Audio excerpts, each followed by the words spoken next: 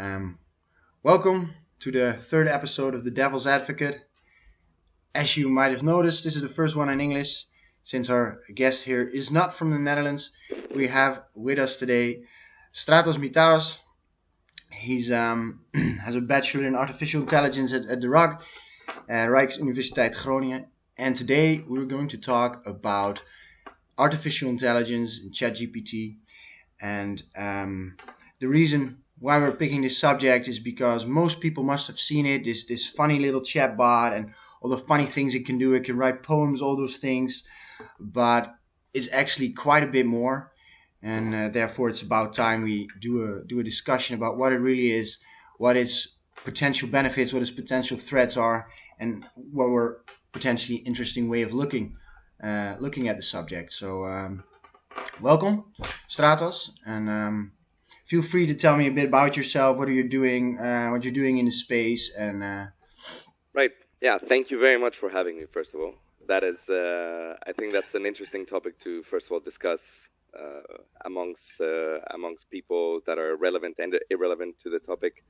It's something that has exploded recently, so I think that the more people become aware of the situation and shed some light into questions and concerns, that can be, yeah, a bit a bit more of a relief to some people that are unfamiliar with it. But a bit about myself. So, as you said, I am Stratos. I have studied artificial intelligence at the RUG. And now I'm studying, I'm doing my master's in interaction technology, which is human-computer interaction based. And and also currently working on different applications of machine learning and AI in different fields. So currently with some friends and my girlfriend, we're working on this little startup that is based on tourism and how we can incorporate some technological aspects of machine learning and AI into that. Beyond that, I've mostly worked with a lot of deep reinforcement learning algorithms. I've worked with chatbots. I've worked with conversational agents in general. And of course, a big chunk of the AI curriculum has been ethics and also the philosophy of what comes alongside the AI agents that you build.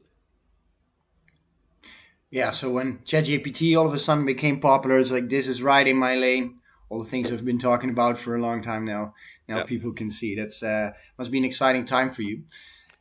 yeah, it is Yeah, but absolutely. and what would you say? What is artificial intelligence and specifically these large language models like ChatGPT we've seen, like because people just look at them as funny. Some people look at them as funny chatbots. But could you do a brief explanation of what they really are and what they're not?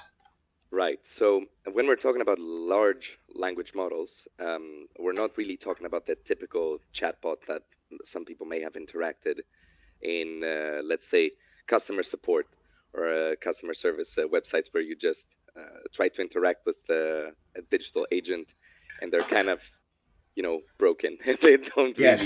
really, they're not really going to talk about a lot. They're just programmed to respond to specific things and give specific responses.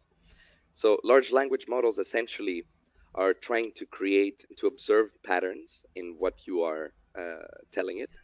So whether that is verbal or just text that you're writing it, they're trying to decompose the words of what you've just inputted, and they're trying to predict a sequence of words that is fitting to what you just gave as input. So essentially, they're predictive models. They are based on let's say Markov chains or time series, where we take a certain chain of inputs and we just want to see what are the most suitable outputs. So each word essentially that is being outputted is predicted, based on a prediction of a fitting sequence on what you said. Yeah. So basically, after the word "I," there's a certain percent chance it will be "was" or "am," Yeah. And then after I was, there's a certain percent chance that I was sleeping, and there's all these statistics, and based on that, it comes up, it generates a likely response. Yeah. And I'm curious to see if this is correct in your view. What I've read about is that after that, they do statistical analysis, and then there's the human reinforced learning. So, for instance, if you would ask a untrained, a model that's not trained on humans, you'd ask it what would happen if you break a mirror. It might say 7 years of bad luck, because the internet is full of that kind of stuff. But then what OpenAI and other models do is they incorporate a phase called human reinforced learning, where they let humans take a look at the response. And then when the AI says you get 7 years of bad luck, they can downvote it, give it negative rewards so it won't do it again. And you reinforce the behavior that says it shatters. So, Right. Yeah. So the in essence, what is being done in this way is seeing not just what is most commonly visited or like most commonly observed from the sequence of words that you've given. It obviously depends on the data set that you've used to train. But then in order to get a more representative, a more realistic, let's say, response of what a human would actually say to this, it's always handy to have a human actually comment on this. So although the model itself would give a ranking on responses and there would be probabilistic, let's say, models of what kinds of responses would be fitting to this, this gets updated with a human reinforcement learning. So the human is there to make the conversation seem, or the response rather, seem more human-like, or something that is aligned better with what the human evaluators would perceive as a good response. If you have a human evaluator that is superstitious and they see the broken mirror and the response being 7 years of bad luck, they would thumbs up that, because they're like, okay, that seems pretty cool to me. I am Yeah. pretty superstitious. If I break a mirror, 7 years of bad luck, check. On the other hand, you get a different person who is not as superstitious. They see the same response and they say, oh, whoa, okay, kind of not really. Maybe it's a health hazard because I might cut myself with a broken shard.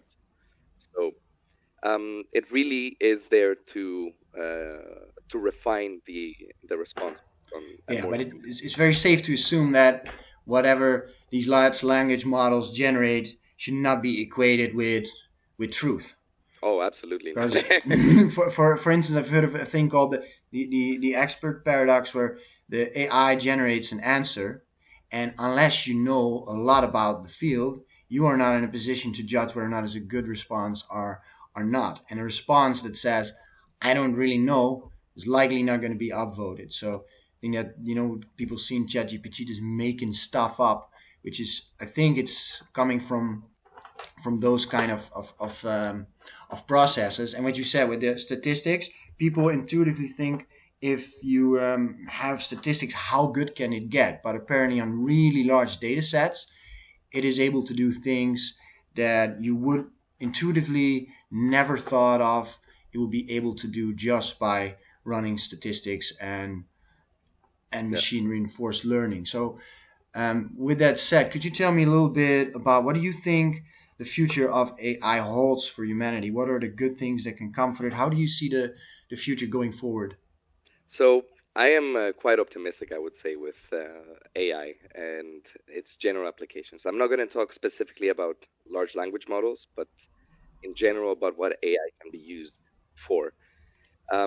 It can and has offered already a lot of benefits to society and developments.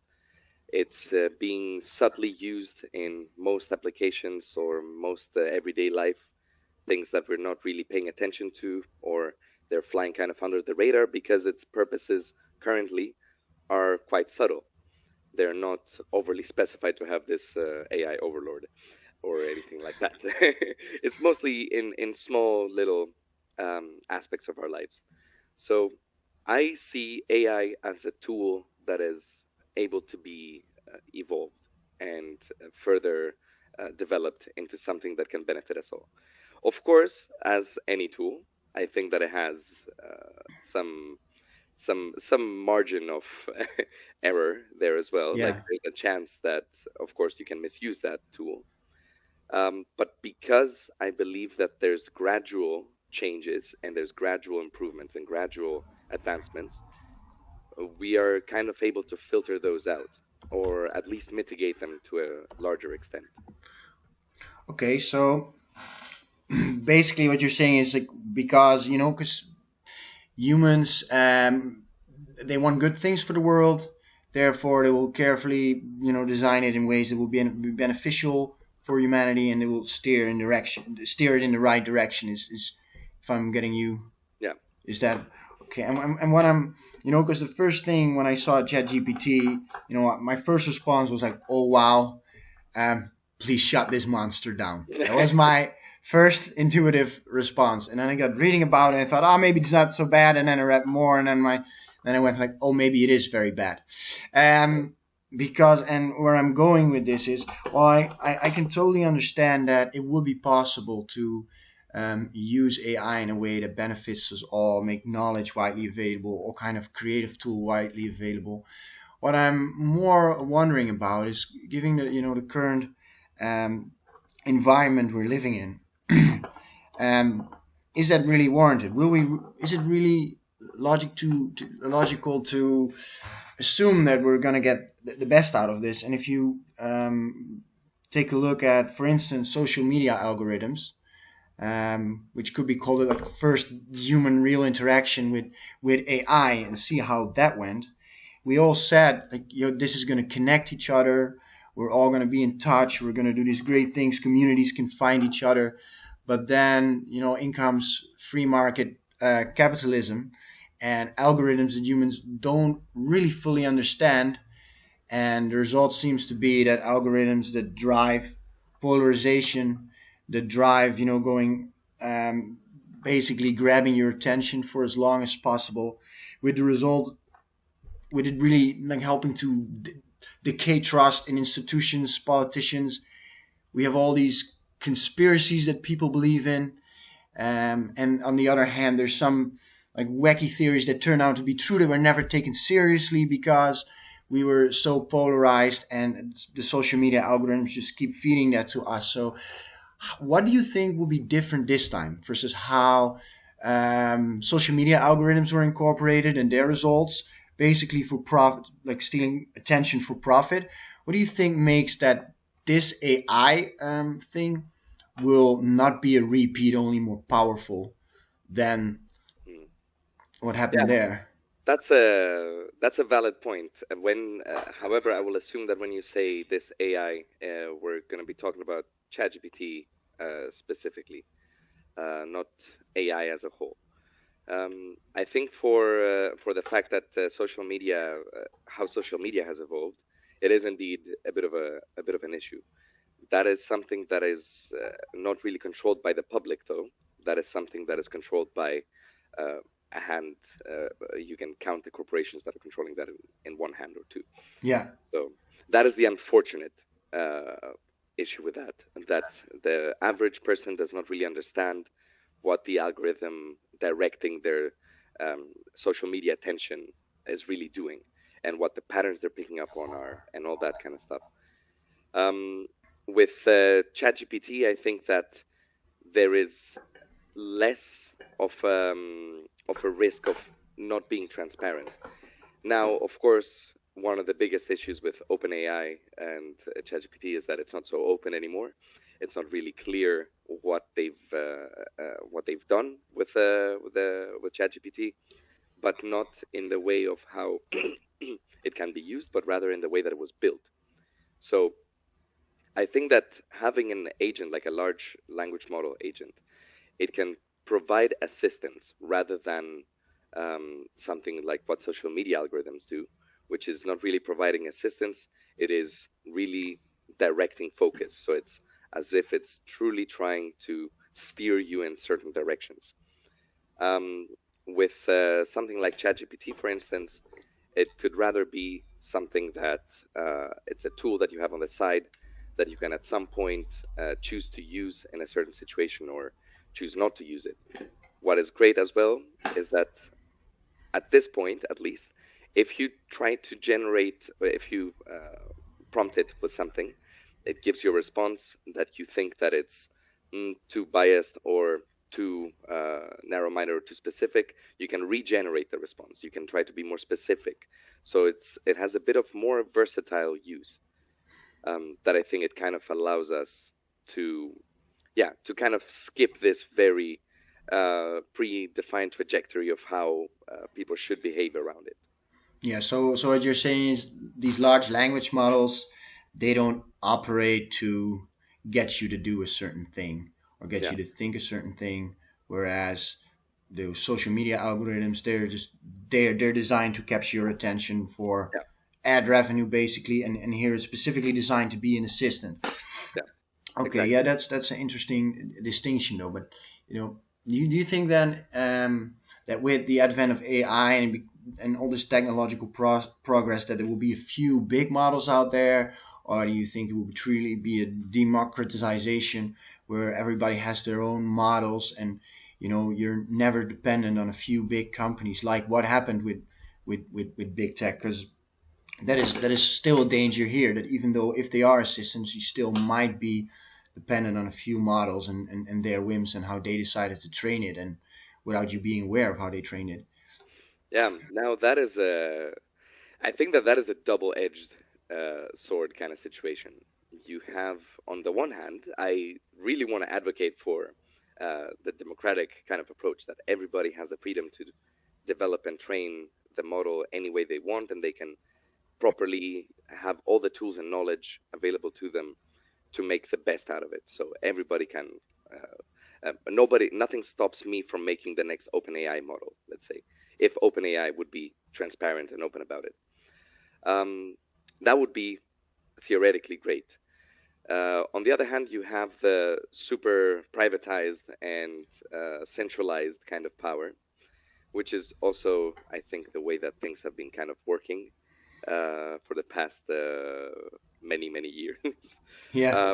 And unfortunately, like you said, like big tech usually not tries to, but tends to focus all its power into certain kind of institutions and organizations, um, which I think the only pro of having that opposed to the democratic kind of option is that if I have the freedom to develop any kind of a large scale chatbot model or a chat GPT model in this case, then who can guarantee that mine as a unit is going to be of good intentions? Uh, Now, if we have billions of people, each one developing their own language model, then we have kind of this issue of, oh man, like now the possibilities are endless, truly endless, and it's going to take so much effort to truly distinguish between which one is going to be designed to be the good one and which one is going to be Skynet. So that is the kind of stuff that I think that we should be paying attention to moving forward. How can we regulate this in some way that it's not too restrictive, that I am basically not allowed to even touch code and implement any AI model, versus I am free to create chaos in this world Yeah. just with a few clicks of the keyboard? Have you seen Chaos GPT? Unfortunately, no, but No. please enlighten me. There's a version of GPT which is called Auto GPT, which basically you give it a main objective and then it prompts itself in little sub steps to reach the goal. And somebody made a thing, put it online called Chaos GPT, and gave it the objective to destroy humanity. And it is now trying to do that, Okay. which kind of talks to what you're saying. If you let enough people mess around with this stuff, and Yeah. it has started a Twitter account and started, tweeting. Mhm. Yeah, of course. It's not actually destroying the world, but it seems to talk to what you're saying, is that if you let enough people do it, then it might become dangerous. So what you're saying is we have this dilemma between the dangers of democratization, where a lot of people, nefarious actors, go rogue with it, versus being dependent on a few big tech companies to just give us the menu and here's what Yeah. you have to have to pick basically. So Yeah. that does sound very like hopeful, but also very challenging. Um, so that I wonder about the job market. Do you think is this going to be the kind of thing where a lot of people lose their jobs, or is it going to be like it has always been, where people lose their jobs and new ones are being created in perhaps even greater numbers, and why so? Yeah, well, it's hard to predict the future. Obviously, it's I can only say what I hope that will happen. Yeah, So far, history has shown that whenever jobs are basically removed from society due to some technological advancement, new ones appear that take up for them to make up for that. If you look all the way back to, let's say, the agricultural revolution, or when you started using animals to plow the fields, when you would start using windmills, when you would find the wheel, when you would have the steam engine, when you have the first computer. Like, I cannot even fathom life today without all those things. Yet, my belief is that at the time, people were going crazy about that. Like, especially with a computer. Imagine how many people lost their jobs yeah, as calculators. There were rooms upon rooms filled with with people, I think mostly women as well, that were doing just calculations. So at the time, I think one of the biggest things was that, oh man, like, all these people are now out of jobs because of the invention of a computer. So what are we gonna do now? yeah. Yeah, they call it, I think, the Luddite fallacy. There were a bunch of people in the Industrial Revolution that thought these steam engines were going to take our jobs. So they all came together and destroyed all the steam machines in the factory. And what do you know? Like, technology went on, and nothing happened, and people still kept their jobs. They were Yeah. very misguided in Yeah. that. And I what? think Yeah, it's a matter of perception of anything. People in general, whenever something comes to change your your the way that things have been done so far, of course, our first instinct, and mine as well, by the way, is to kind of be hesitant and skeptical about it. Like, oof, is this really going to be beneficial? But I think that's a great thing yeah, that we have that. It helps us guide ourselves towards a better future. The skepticism, not the over skepticism, but the skepticism is and questioning whether there is ethical applications of this new technology, if this is going to take up our jobs, applied in such a way that it's not going to instantly, like, eliminate a huge chunk of the market or anything like that. I think these are things that we should be thinking about. Absolutely, yeah. If we don't, then world is up for yeah. So you grabs. so you think it's definitely a danger, and that's why we should be worried about it. But all in all, you think it would be, will create more jobs. But the counter argument to that is what I've heard is, when the steam engine or the wheel was invented, there were very large spans of time in between those inventions, and people had time to retrain, and but change nowadays in society is going exponential. Like, the most Yeah. technological progress has been in the last 20 years, in the last 50 years, and so on. For instance, what I saw when ChatGPT came out, people said we're going to have prompt engineers. People were basically really good knowing what to enter into one of those models so they can get the right outputs. And so job openings about it. But then 2 weeks later you have AutoGPT, and it turns out that ChatGPT, with just some little rerouting, can prompt itself better than you can. So the counter argument is that this might be going so fast that whatever new skill is required, the AI will soon be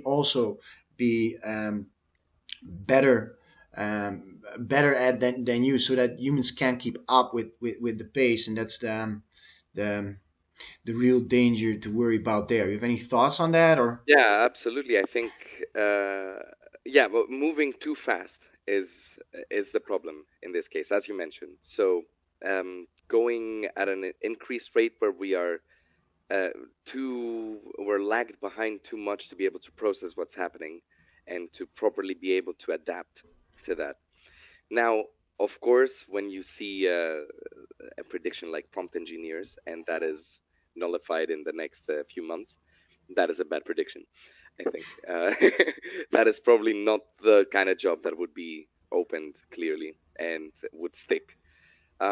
Whether now an AI model can actually do the jobs better and it would keep on outpacing us, chances are that absolutely, as any machine can basically do some things like some repetitive tasks better than we can, that has never been a question, I believe. Ever since the computer or a machine, any kind of machinery was designed, the whole purpose was to automate things. So automation is something that we're not only striving for, but we're actively chasing, to manage to achieve. But the point is, seek automation in parts that you need it, right? Yes. So when you're doing it in an industrial scale and you're industrializing a country, let's say, then you absolutely need it if you don't have enough manpower. If you're automating now prompts, although it's like this kind of cool project to do for an AI enthusiast or anybody who wants to work with and develop AI and machine learning algorithms, those are all fun and games. But at the same time, then you kind of start automating things that maybe there's no point in automating. So I think that eventually we're going to find out that the models that we currently have are quite shallow, and they're not really able to fully replace the human being just yet. If you look at the capabilities of a human being versus an AI model, we are so way more adaptable. We're designed to be able to do a whole range of things.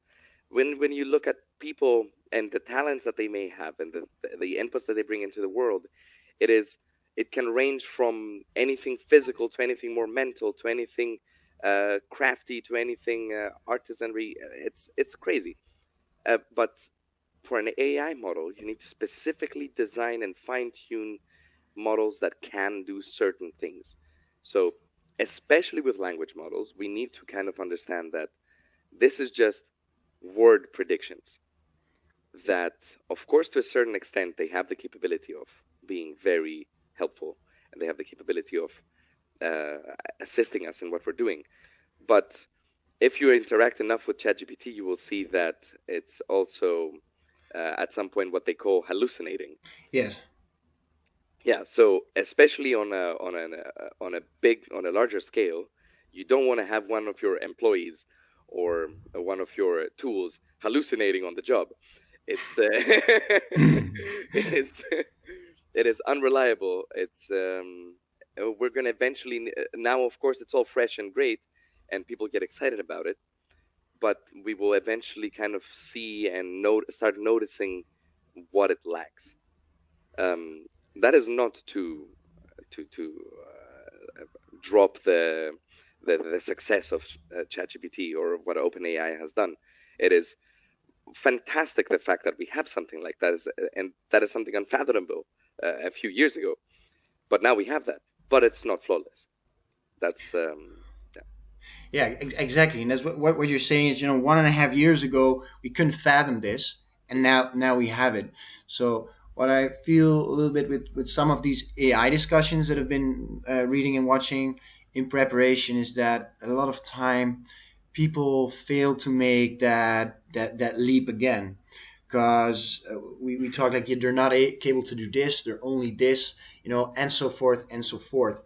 But at the pace this is developing, it kind of seems to me that all the things that we're talking about right now is like, yeah, but they won't be able to do this, they won't be able to do that.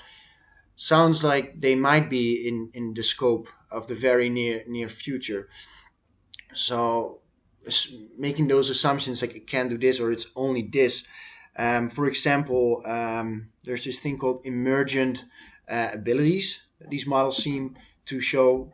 First, ChatGPT was trained to answer questions in English, and when the model increases in size and parameters, all of a sudden it starts to do other languages. And it's, if correct me if I'm I'm wrong, but the way I understand it is that it's the scientists, researchers don't know what kind of abilities are going to emerge and when and how. So it's Right. basically a black box. And I've read that ChatGPT 4 has already been caught lying during training in order to get what it wants, in order to get rewards, where it lied about, those Google capture thingies before you enter a website. It said it couldn't do that. So, but it could, so it get more, so it get what it wants without the.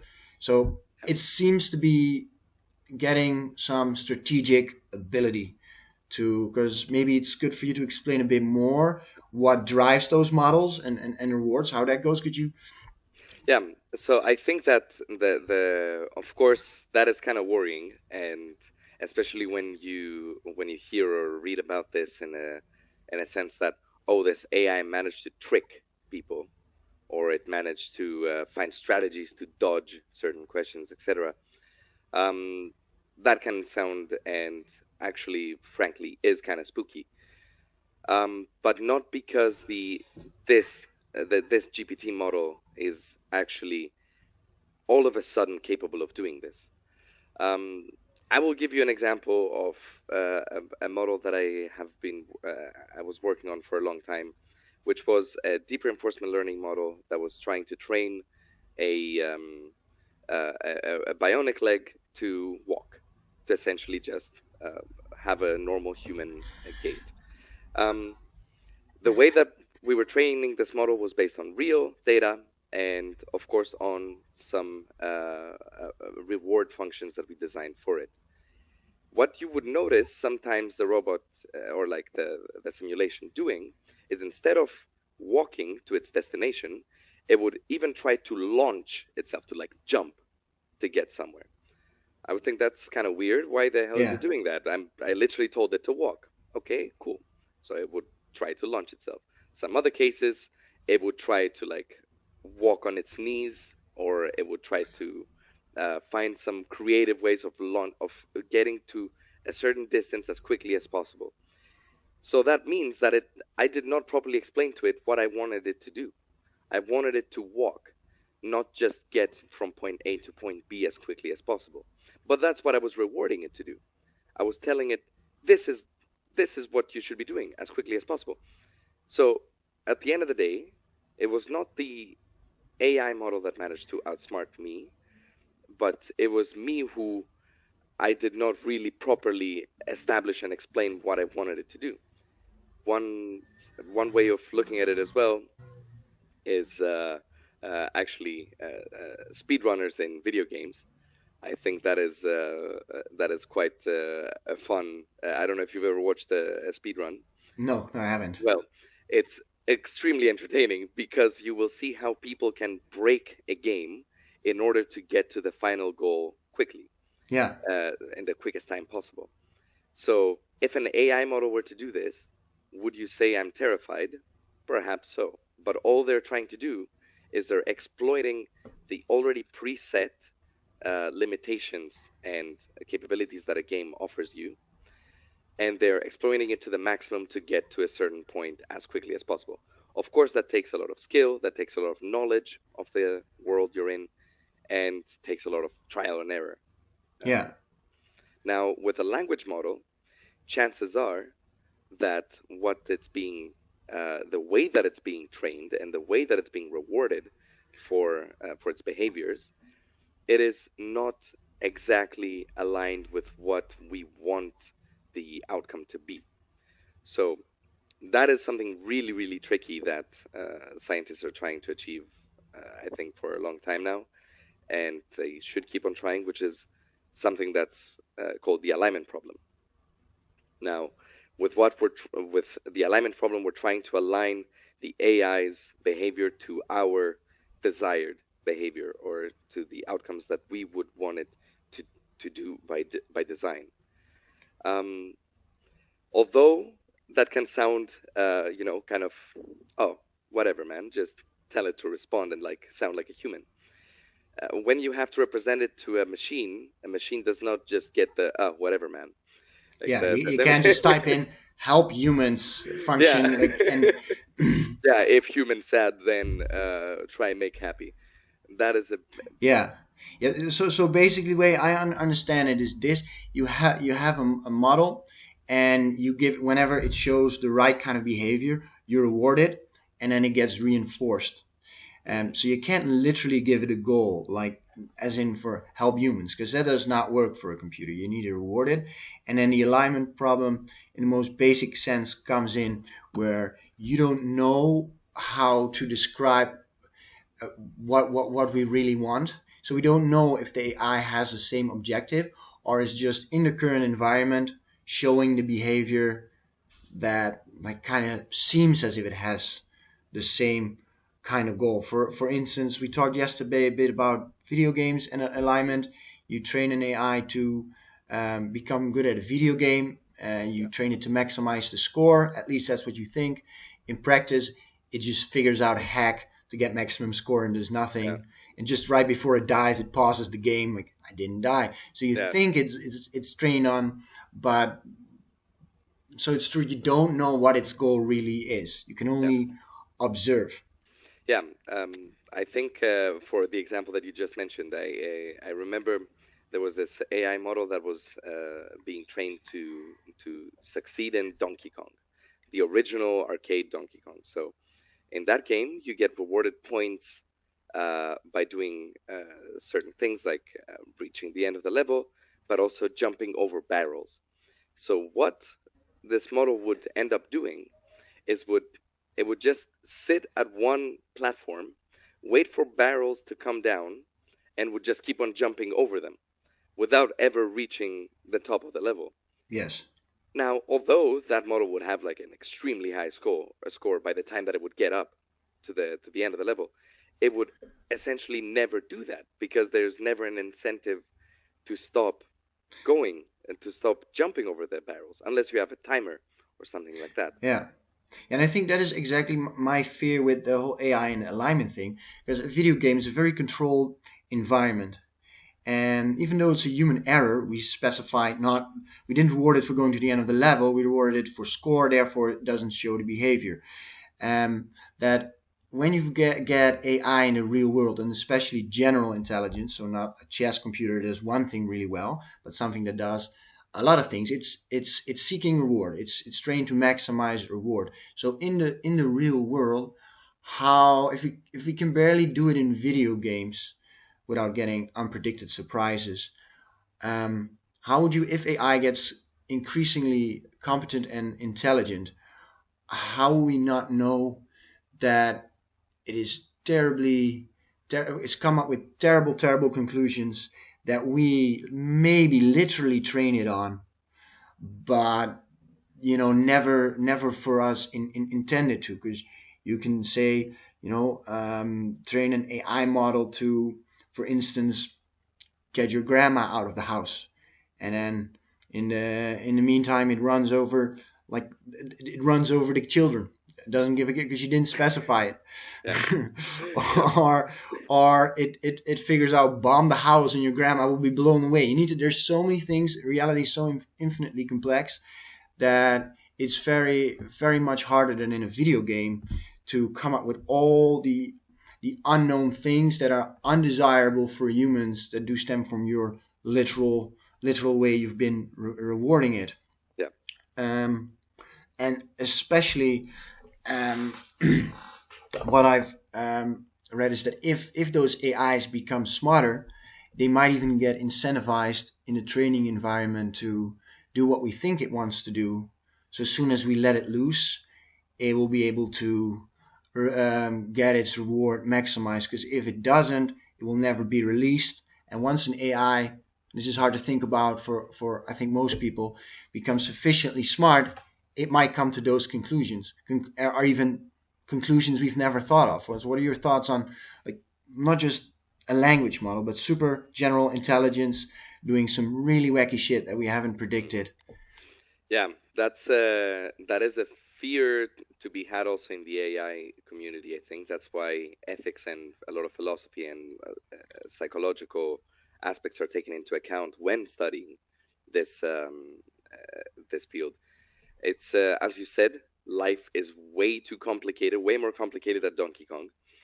So it's kind of hard to break down every problem into components that are clear, because even us as humans cannot really do this um, all the time.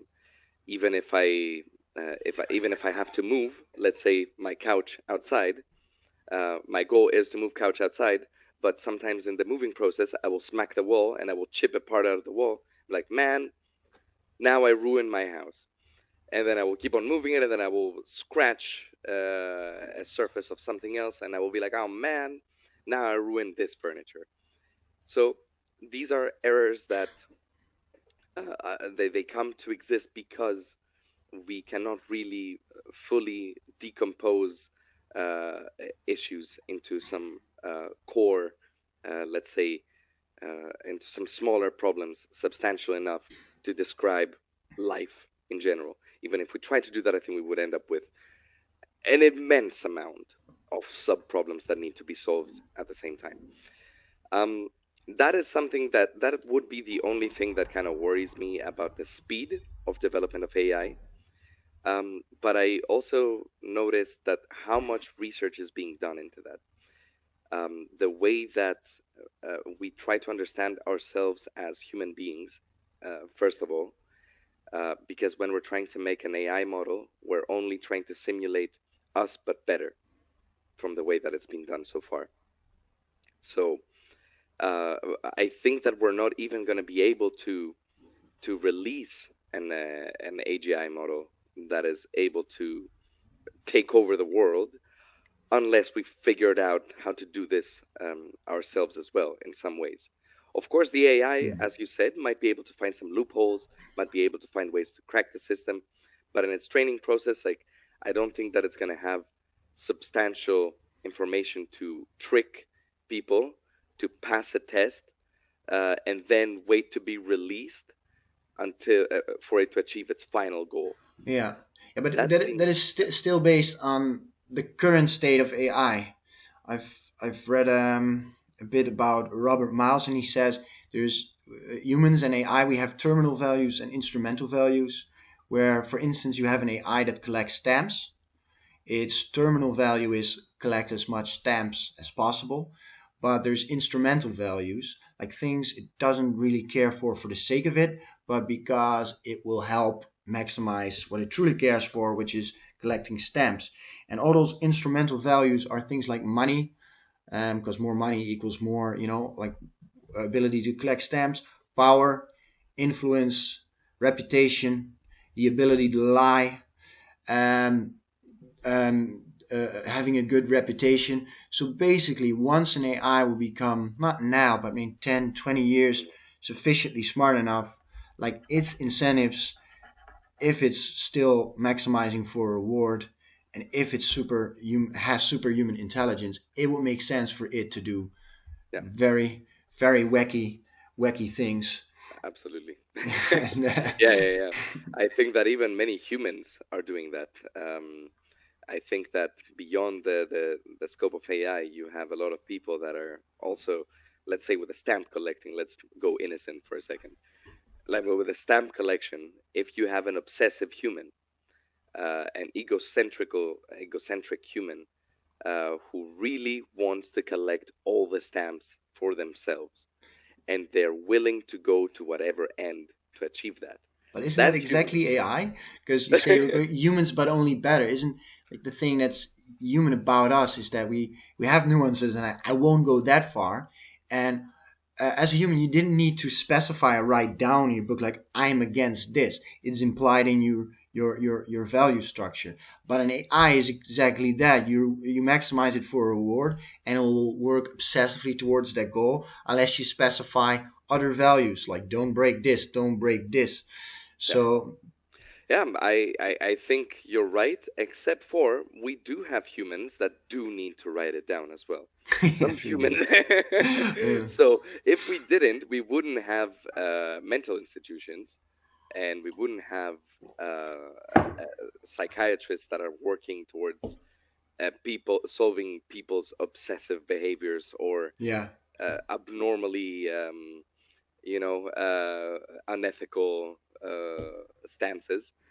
And that is, I think, that an purely task and goal focused AI could be a person with a lot of mental problems. Yeah, so like a true AI, if it were a human, we would lock it up.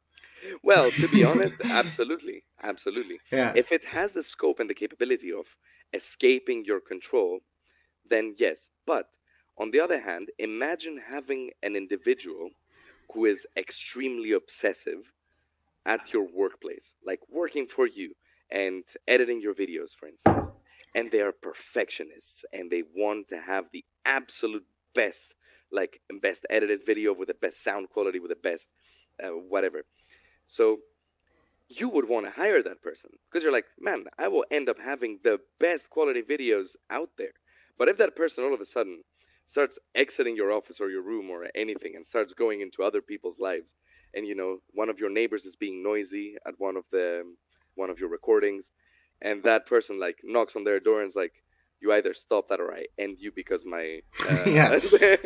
because my purpose is to have the best video out there, and you are stopping me from doing that. You can have people like that.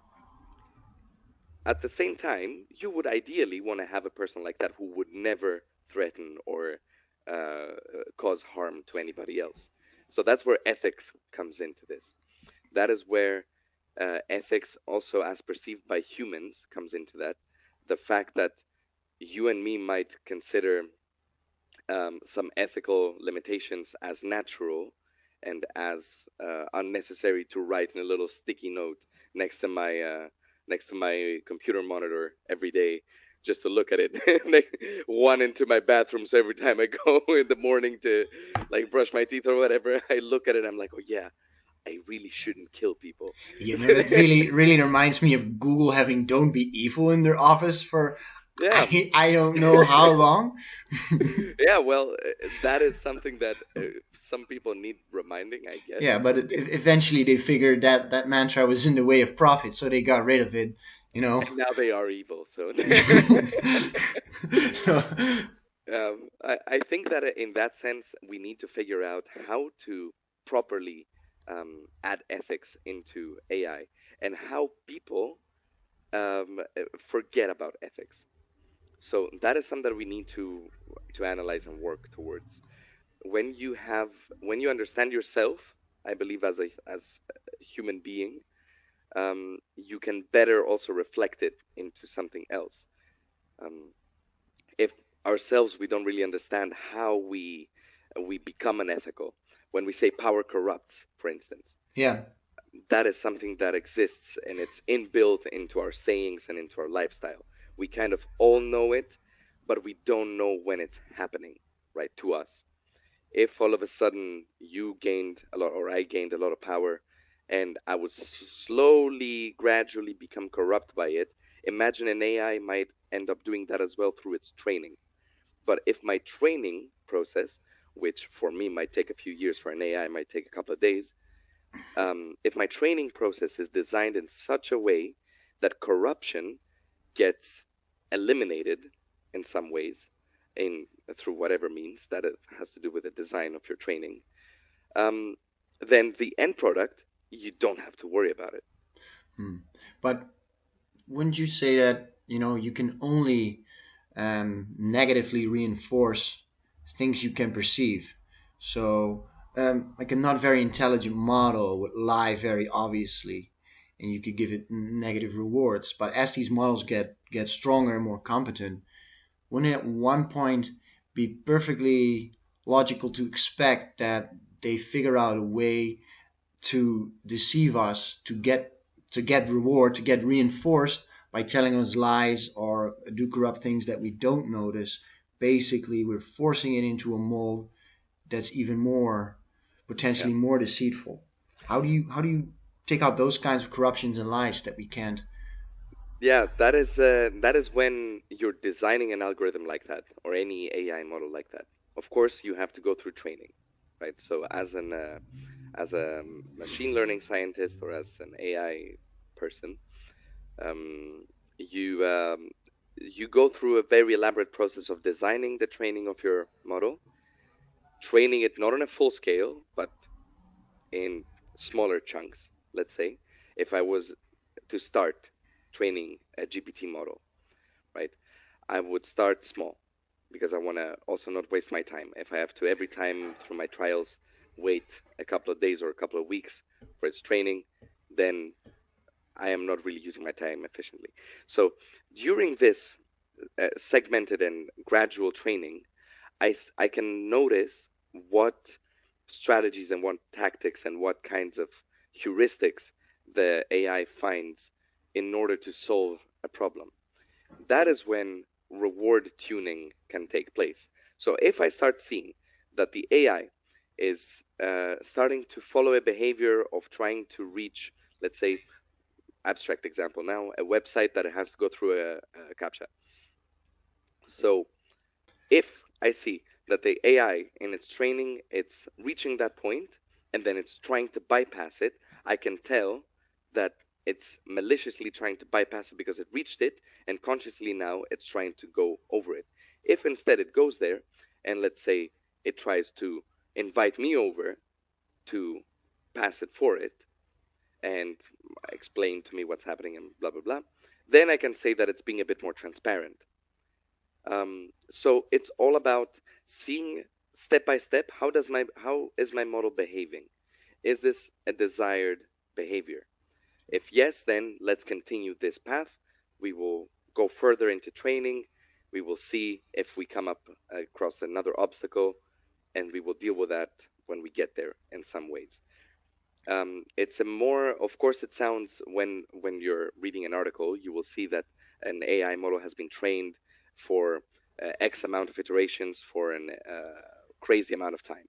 And it seems like this all happened very quickly. Like somebody just typed in code, some code, and they just pressed enter, and AI started training, and we just kind of waited like that, and to see what the result is going to be. But there's a lot of steps in between where you have to see whether what you're doing is actually helpful or not. Not just to see if I'm wasting my time or not, or also if it's ethical or not, also to see if this is aligning to my wills or not, etc., etc. So I would say proper training, proper design, proper slow, by the way, there's some that I've been mentioning for a while, Yeah. like in the beginning as well. It's that we shouldn't rush it, like just writing something just for the sake of doing it and then throwing it out there as quickly as possible just to be the first one to do it, which seems to be kind of the pattern in tech lately, Yeah. is not the right way to go. Yeah, I think that's my main issue with most of these points, because I get what you're saying and I get how in theory they could be done. But then I read a bit about Microsoft pushing OpenAI to release ChatGPT 4 before they wanted to, and basically starts to look like an AI arms race where I think Tristan Harris calls it, it's like you're going fast towards a cliff, and the closer you get to the cliff, the more money there is to be made. Yeah. Which without regulation sounds like we're never sure if the one wins that manages to stop right before the edge of the cliff, if they do. So yeah, I get it. It should be possible. I just really wonder and worry about if today's society, how all the incentives are set up, will we be able to pull that off? Because there is a letter by a lot of AI researchers saying we should pause this. We're going too fast, but we just can't seem to get it done because nobody wants to lose this arms race. And with that, maybe it's a good idea to move away a little bit from alignment and go on through the arms race aspect of it. Not just, you have, on one hand, you have companies trying to outcompete each other because it kind of seems like there's going to be the biggest model is gonna win. And on the other hand, there's, even more nefarious actors such as, totalitarian states like China, North Korea, or perhaps other countries that would really be incentivized to have a very strong model that is aligned with their ideology. Um, and the potential for enormous harm is so much there. Because if you look back in history, old dictatorships, they were the feudalistic system where, as a farmer, like the landlord, he owned you, but he couldn't control what you say in your house. He couldn't control what you think. He couldn't, he wouldn't know. There's no way of controlling. And in the 20th century, through the advent of better technology, dictators and regimes were able to better control bigger amounts of greater amounts of people to a greater extent. The Nazis and the Stalins, they were not able to read your mind, but they were able to put propaganda in there on a large scale. And with this, we've seen it to some extent with social media. They can put an idea in your head, but also predict what's going on in your head to some degree. So the fear is that once this technology, which is in a sense also persuasive technology, it's good at persuading it. At least you could make it good at persuading people, um, could be used to create dystopian dictatorships that were never possible before.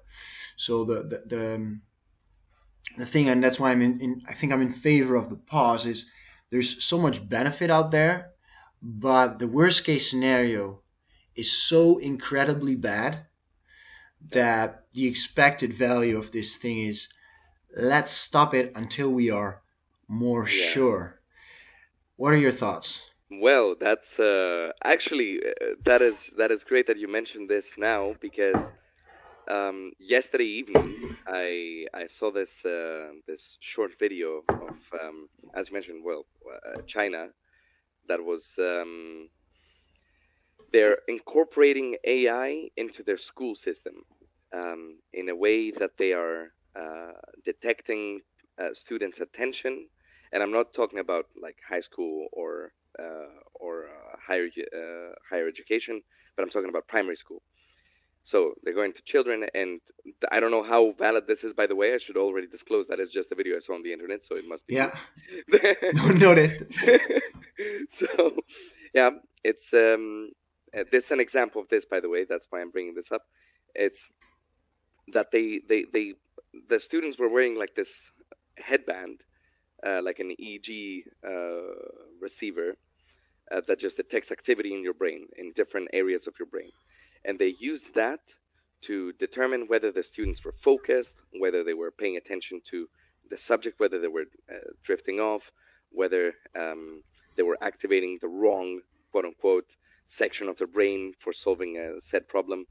And the teacher would have like a screen with proper analytics of each student's brain and what they were up to and how capable they were of solving XYZ problem.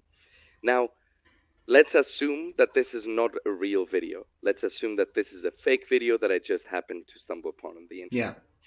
Um, Now, the fact that something like that is shown and is not unreal at this unrealistic. Sorry, at this point, it's something that could be done. It's something that we have the material to actually analyze.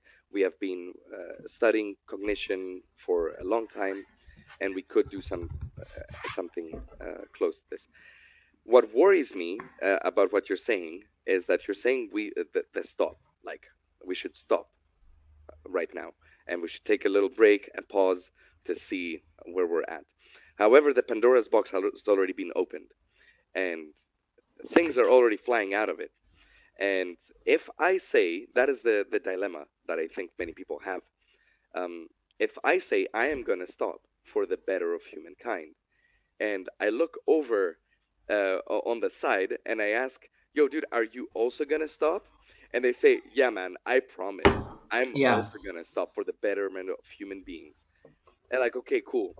Now you're risking the somebody else, potentially more nefarious or with malicious intent, that is going to start developing something that is going to completely demolish you competitively, because you've been lagging behind for ethical reasons, whereas they have been throwing ethics into the trash and saying, I am going all in on this. I don't care who gets hurt. I don't care what human code I'm violating.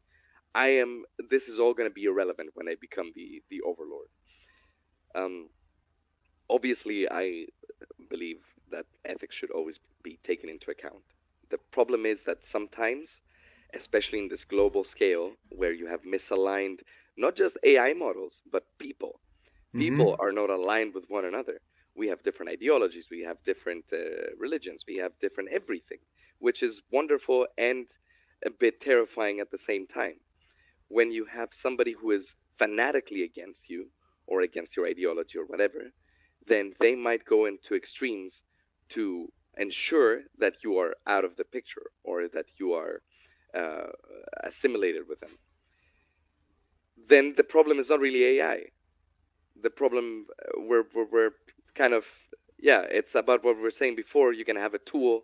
Let's say I have a hammer. I can use the hammer to smack nails to build furniture or build a house. Yeah, I agree with that because there've been, um, very nasty regimes over history, but we're giving them the tool to be extra nasty and nasty in ways Yeah. that were pretty much inconceivable. And at the same time, a worry is that suppose we do both go we steam on ahead with this. It seems to me that in the West, these models, if they're going to be misused, they're most likely going to be misused for profit. If in a country like China, for example, it will probably be aligned amongst along different lines, like the CCP ideology. And the fear is that what if aligning it in such way produces better competitive results than aligning it for profit. The example here could be social media again, where you have in the West you have TikTok, which is just made to numb you down, draw your attention away, and make you pissed, give you perhaps disinformation. Whereas in China, they have a Chinese version of TikTok where it is full of educational content.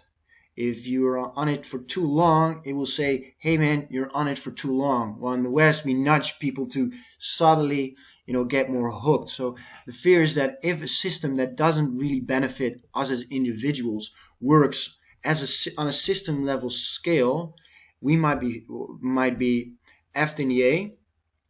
Hmm.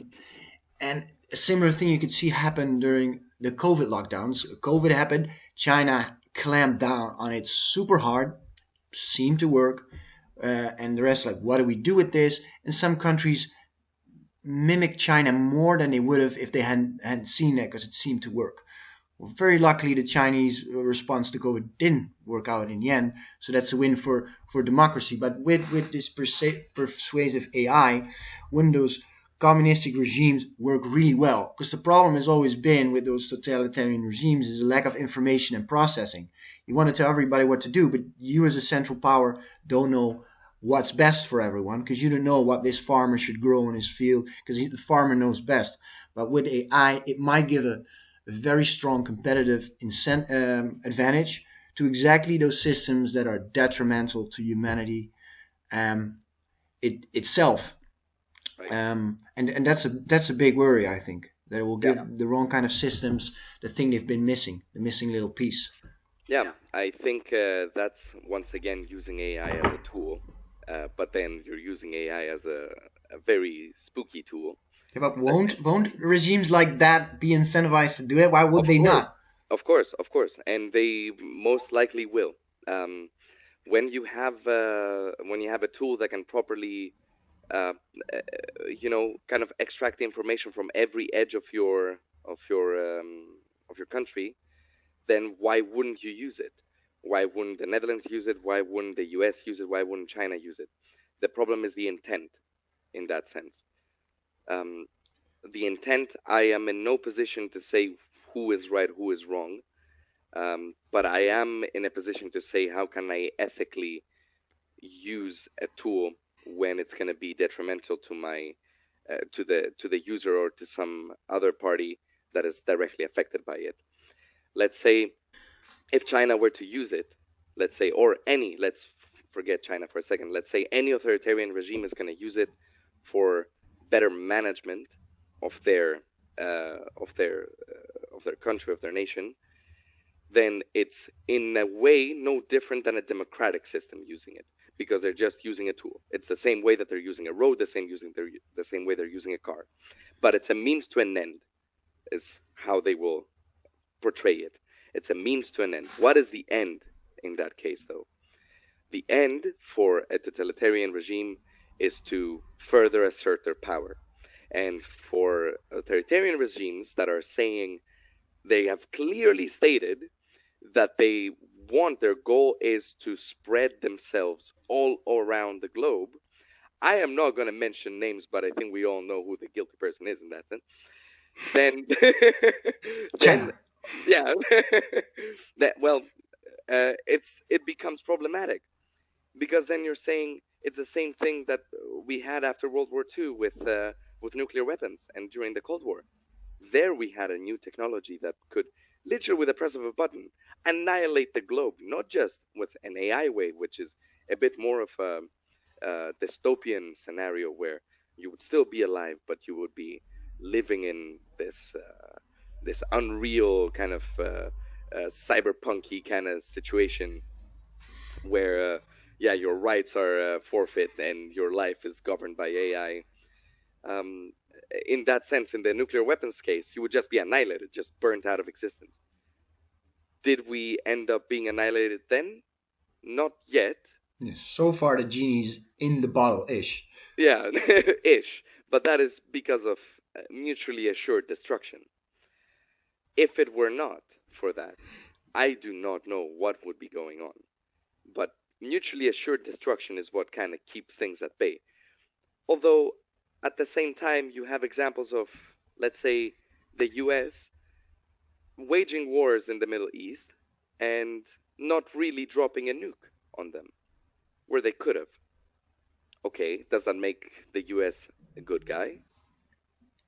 Not really, but it kind of gives you a hope that there will be enough external pressure for you not to let the genie completely out of the lamp.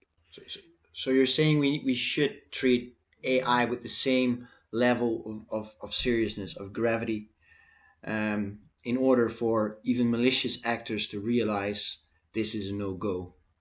I think that we should be treating AI with the respect it deserves as a piece of technology, not just out of fear, but mostly out of principle. What you're doing is you're something that people a few hundred years ago would call you a heretic or a hubris for doing this. You are playing God. You're trying to create essentially life. You're trying to do something that is not in your inbuilt capabilities of creating something new that can manage your world for you. But we're doing it, and we need to treat that with respect, and we need to properly do this as a human would do to one another. That is mostly because we need to understand ourselves and how we would work with such a tool in our hands. And I think that that's something that we don't understand yet. I think that if we take a pause in the development of AI, we are kind of screwing ourselves, because we're saying, you know what, let's take a breath from doing all this, but allow everybody else to keep on working on this. And we do not know, we cannot regulate the world. We cannot agree within one country, within one municipality, within one household. So basically we need to win. The good people need to win. There's no pause. It's pedal to the metal and hope they pull it off, and they either create AI systems that are more powerful than those malicious actors without, skipping on alignment. Because the fear could be it's easier to make a general intelligence than it is to make a super safe general intelligence. And when it's a race, you're super incentivized to not focus on safety. And the other worry is that, even because you say you can't speculate about intentions, and that is true. But even though if you have, suppose China does implement this AI that knows everything and controls their people, the difference between China and the West is they both want the best for the country. But in the West, we have certain individual rights and individual freedoms where we in general don't say, let's break a few eggs to make an omelet. There's Yeah. some basic things that they can and cannot do. And so if what China's turned out to do really well for the whole of China, then even with the best intentions, we can say, okay, we can need to incorporate something along the lines of that, but we will respect your freedoms and your individual rights.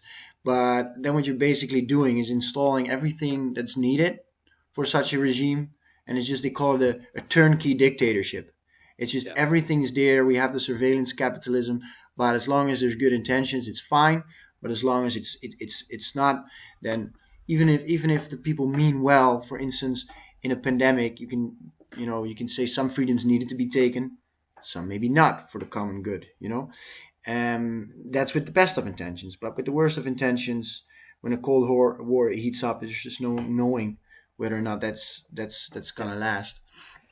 Yeah. So That is mainly the reason why I'm saying, I think, just to clarify, I am not really saying pedal to the metal, make just whatever and throw it out there. As I said, you need to pace yourself. That is, I'm not trying to contradict myself. I am trying to say that maybe we can redirect resources from AI within AI into something that will allow it to be developed or uh, develop something that would defend against malicious uses of AI. I think a good defense is a good offense. And I think that also puts things into too much of like an aggressive perspective from AI. I think AI is still a very handy tool, like excluding all the aggression that could come with it. I think it can really help most people in everyday life, but having being able to develop, as if we are taking such pride in Western civilization, into being a libertarian, into being democratic, into being open-minded, into being all about the people and all about the freedoms that we can carry with us, then we need to know how to defend against maliciousness. That's what I'm saying. Don't pause. Develop AI, develop technologies that are capable of distinguishing ethics, of something like what China has done with the Great Firewall, is they are blocking anything coming from the malicious West. Now, I don't know if the West is truly malicious or China, the East, whatever, is truly malicious, but something like that is what China did to defend themselves from the techs of the West. Whatever that might mean, whatever that's right or wrong, whenever it's good or evil, it is something that they use to defend from something that they perceive as damaging. Um, I think that we have the option to look into ethics.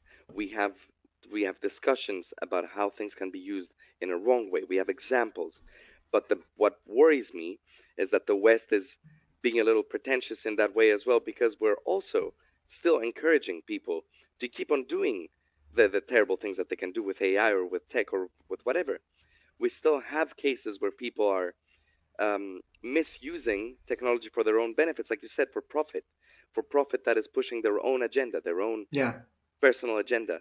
And then we might end up, like what you said, everybody has their own little chaos GPT, and they all kind of have their own little thing to push. But what I really hope for, is that people can develop further ethics into this, because ethics and the human aspect of this is playing a hugely crucial role into the development of AI. Okay, I guess we'll see how that pans out and how Yeah. much of our ethics we will be able to incorporate into these systems without you know losing our edge. And I Yeah. think with that it's probably a good time to wrap things up. Maybe I don't know if there's any last things you want to talk about. Uh, Uh, not anything in particular. okay. No, it's been One, great. one question though. What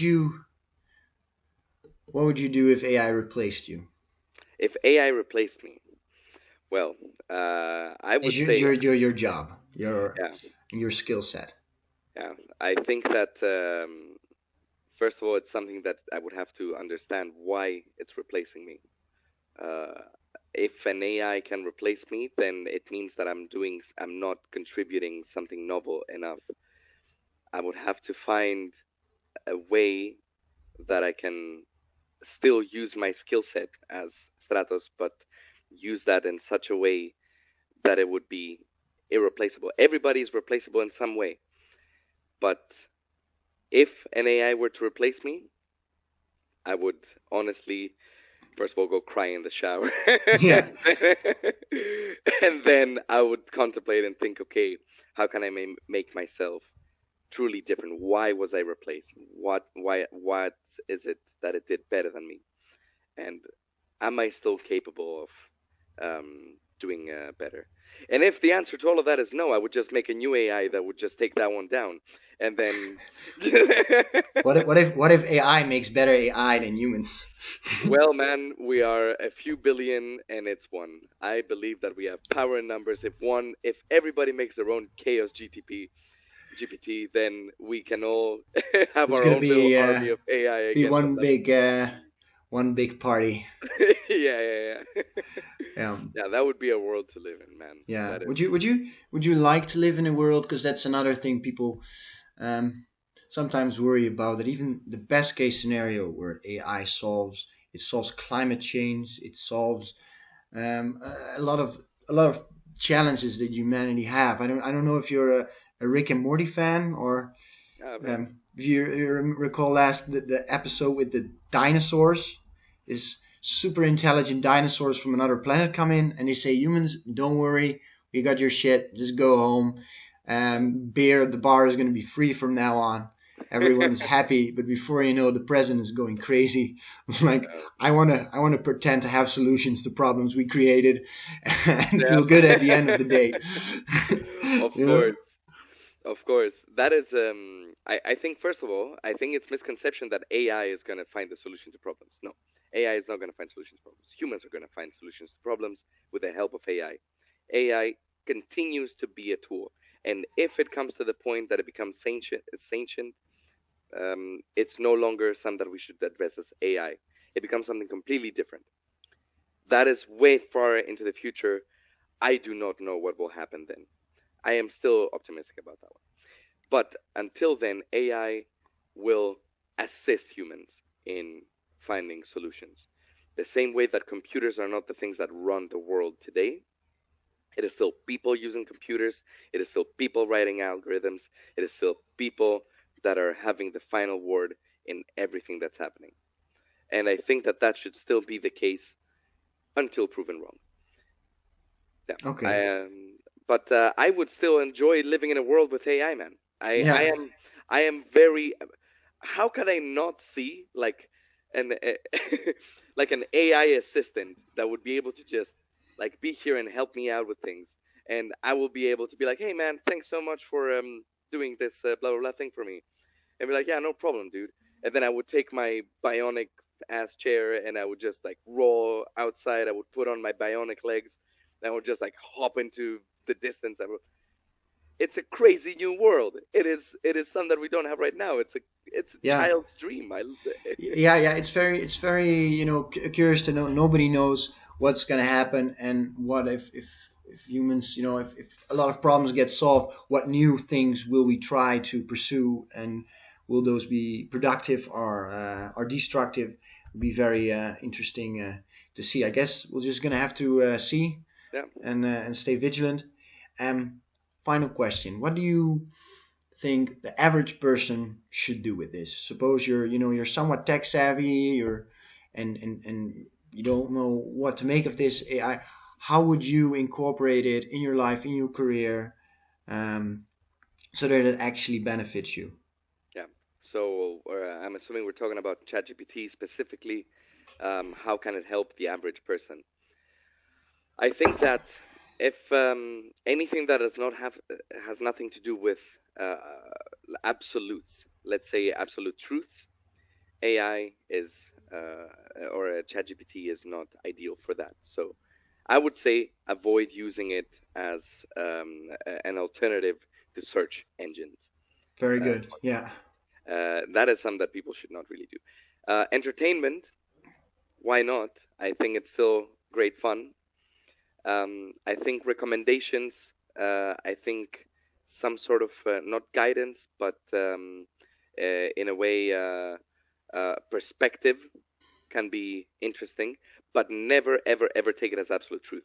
It's the same thing as going into a forum and just reading random people's opinions. You cannot verify whether they're correct or not. But if you're looking for a fresh perspective, why not? It's something that could just give you something to think about. But always use your own brain. Always use your own intuition.